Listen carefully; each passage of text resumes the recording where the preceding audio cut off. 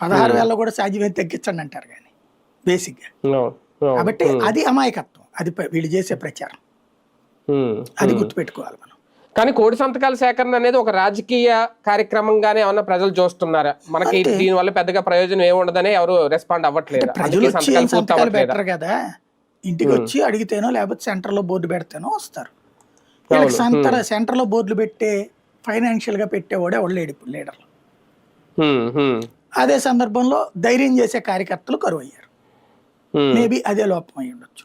అంటే వీళ్ళు చెప్తున్న లెక్కే సార్, ఇప్పుడు ఒక నియోజకవర్గంలో 2.5 లక్షల మంది ఉన్నారా అని అనుకుందాం, 2 లక్షలు 3 లక్షల మధ్యలో ఉంటారు మహా అయితే. ఒక 50,000 పైన పెడితే వీళ్ళు అనుకున్నట్టు మొత్తం కోటి సంతకాల సేకరణ అయితే పూర్తి అవుతుంది అనేది. కనీసం ఆ 57,000 కూడా పెట్టించలేకపోతున్నారంటే ప్రజల్లో ఇంకా అవగాహన లోపం ఏమైనా కనిపిస్తుంది. 50,000 మంది జనం దగ్గరికి వెళ్ళమంటే ఏంటనుకుంటున్నారండి? 1000 మంది దగ్గరికి వెళ్ళండి చాలు. ఇవాళ హర్రీ బర్రీ లైఫ్ లో 1000 మంది పెట్టుకున్నారు సార్ వీళ్ళు. ఎప్పుడు కూడా లక్ష్యం